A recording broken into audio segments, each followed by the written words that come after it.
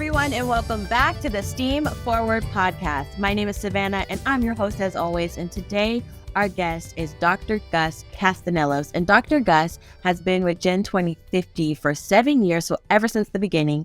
He is a retired neurologist and teaches our students all about the practice of mindfulness. So everybody, can you please welcome our guest, Dr. Gus? Well, welcome, Dr. Gus. How you feeling today? Really great, Savannah. It's really pleased to be here. Yeah. Really an honor. It's really exciting. So can you just tell us a little bit more about yourself? How long have you known Pastor Linda? How long have you been married? We heard you just became a grandfather. So just give us a little insight inside of your life. Sure. I'm a retired doctor, like you noted, and I've been practicing mindfulness for about 25 years. Linda and I met when she through the FIU College of Medicine, right, doing some mindfulness with them, and she was starting to work with some of the people there. Mm-hmm. And that's how we got started. And like you said, I've been with the camp since the beginning. Very beginning. We're on our 7th year now. So Yeah. even the planning stages right before that too. So it's been great. It's been one of the best experiences of my life here, coming to this camp. That's awesome. And so how is it being a grandfather? How is it being married for all these years? Your wife is one of the most pleasant people I've ever met. So just give us a little insight inside of your life. Yeah, she's been, I call her my mindfulness teacher. She keeps me on track of how everything's all the support because of her that I got through. Yeah. So we've been married 41, 42 years. Wow. We've been together 43 years, married 41. I should better get that right. I'm being a grandfather. My first grandchild is now 7 months. It's been an interesting new role to play. Right. It's great. Yeah, you're just along for the ride. Yeah. We love that. So how did you become a neurologist? How did you get into that kind of field, that career?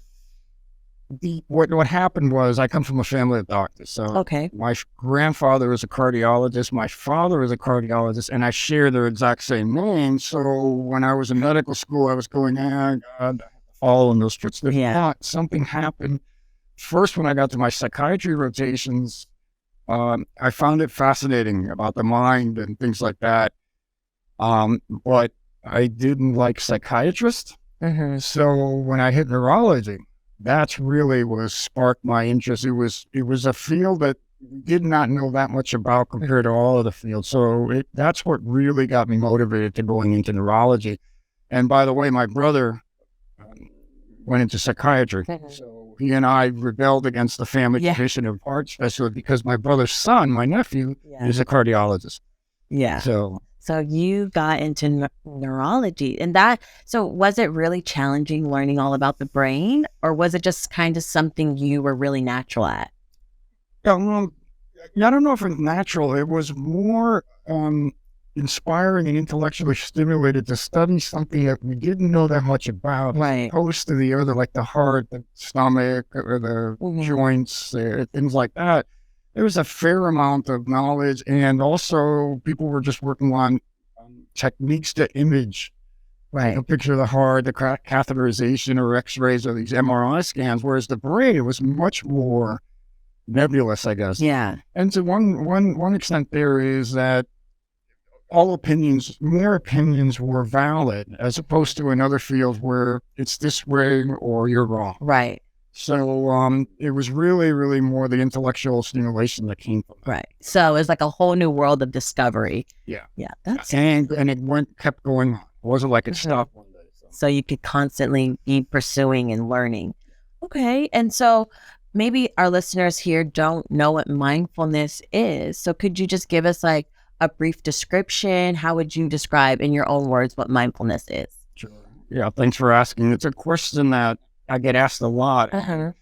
It has no one description or definition. Uh-huh. But I did want to connect it to the brain. So the mindfulness has something to do with the mind, where I was studying the brain before, now I'm studying the mind. So it was a natural fit. So it continued that theme of a very interesting study of the mind now as opposed to the brain. So mindfulness is about being aware in the present moment. Right. It really just simply means that awareness of what's here now, but on a moment-to-moment basis. We try to cultivate that as much as possible, literally 24/7, which is I find impossible, but But that's the point. And we also strongly emphasize cultivating a sort of a positive attitude, like being friendly, being curious, being kind to whatever it is that you're aware of. Yeah. So why do you think that it's important to practice mindfulness? That's a good point, because you could ask, I'm aware of my moments and I'm in a really bad moment. I'm very anxious, I'm angry, I'm sad. Why would you want to be more aware in that moment? Temptation is to get out of that moment or do something to change. Right. So do you think it's hard for people to be in the moment and to be self-aware of their emotions, their feelings, their attitudes? Is that why mindfulness is like important? And that's what makes it challenging for many people, which, by the way, my word was going to be courage. Yeah. Because it does take courage to do this work. Most people don't come to us to mindfulness classes say, my moments are great, my life is great, I want to be more aware.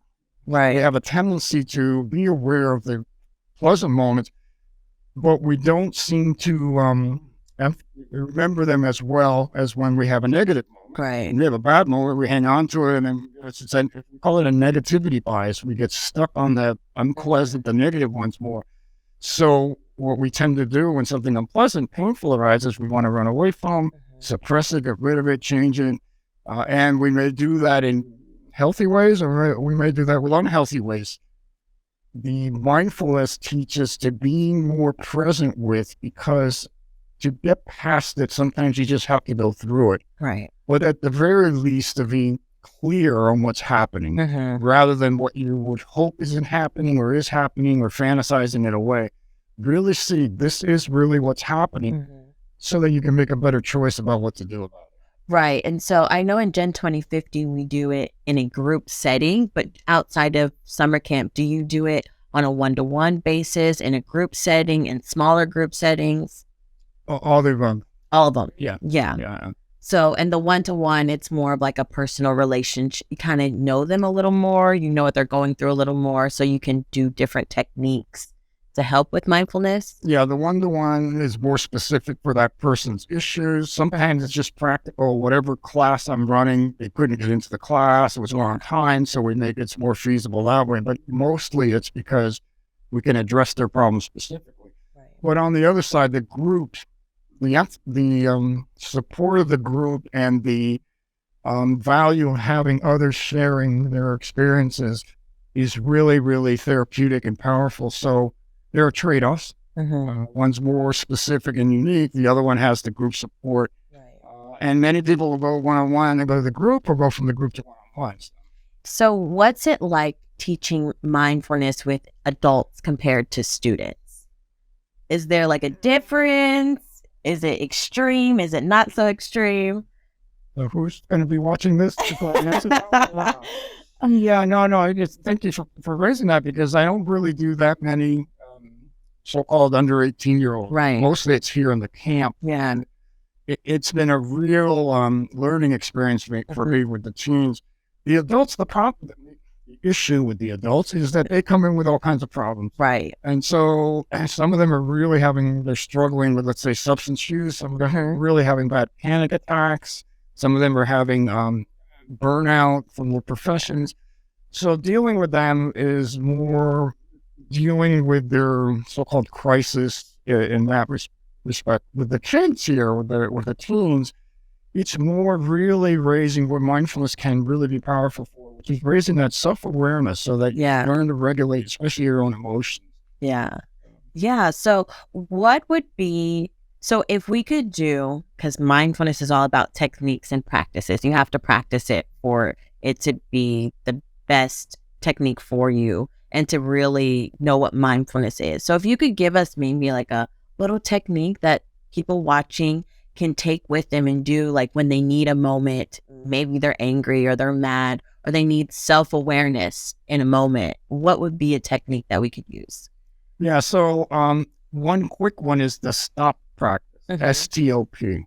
And the stop practice, we suggest to people when you come, see these people driving, so when you come to a stop sign or a stoplight, take a moment to practice this. And STOP stands for stop, S, T is the take a breath.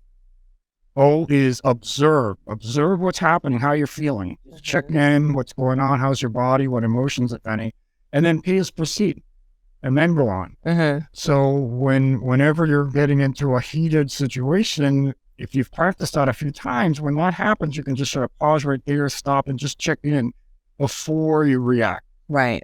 And may keep you from doing something that you regret later. Right. And just to clarify, like mindfulness doesn't take over like therapy and psychologists. It's more of just practical practices that we can implement in our lives just to be more in tune with our emotions, correct? Correct. Yeah. Although there is some tendency for the brain, the mind, the psyche to self-heal or self-correct itself so that you don't need to be seeing a psychologist for every problem. Right. But mindfulness is the thing that can lead you to say, this is too overwhelming. I do need professional help. Right. Or getting help from friends or clergy or whoever might be helpful for you. Okay. And so I guess for the final question, what is your goal? What is your purpose? What do you hope to achieve with teaching mindfulness to Gen 2050? If you had a goal. Yeah, although I probably won't be around in 2050. I do want to see the generations for my grandchild, for instance, to really change the world for the better. Because right now we're in this turmoil. I've been around for quite many years on the planet, and there seemed to be a steady evolution toward a certain way. And suddenly here we kind of are, I guess, questioning, which is not necessarily wrong. Right. But what I'm hoping for my little part from the camp is to raise enough self-awareness in the individuals that they can start learning more and more about themselves.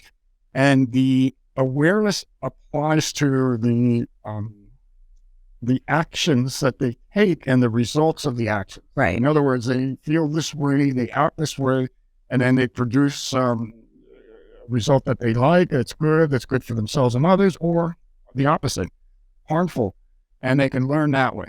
And so it becomes sort of a feedback mechanism. Since this was harmful, I should change my way.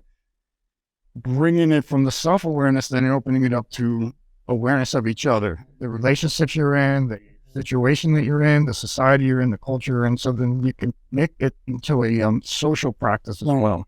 So you would say that if they start kind of younger, it might be more helpful in their journey to adulthood and all the real world problems. Yeah, when you say younger, you mean like the teenagers. Yeah, the teenagers for sure. I think what we have learned, and this is just sort of my own theory from some of the research, the younger kids are already fairly self-aware. Right. They just need to be taught what to do with that, how to act. That's why we need to teach the rules and all that. The teens are the ones that can cultivate that self-awareness more, to go inside and trust themselves, to know when to ask for help versus acting on their own. Right. Yeah. All right. Well, I know you already gave us, because, we love to do the word of the day here. So you gave us the word of the day, and you said that for you is courage. If you want to elaborate a little bit more on why you chose courage. Yeah, because we were talking before, because the awareness, when we talk about being aware through mindfulness, it's not so hard when things are going good. Right. But it takes that courage to really meet the unwanted.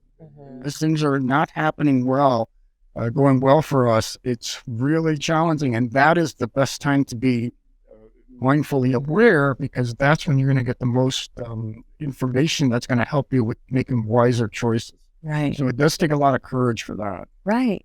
All right. Well, thank you so much, Dr. Gus, for leading us on this conversation about mindfulness. I think that it's a fantastic, excellent practice that everybody should use. And it really does bring in the self-awareness and how I can make sure that I'm being, one, the best person I can possibly be, but how can I be the resolution and not the issue to a problem.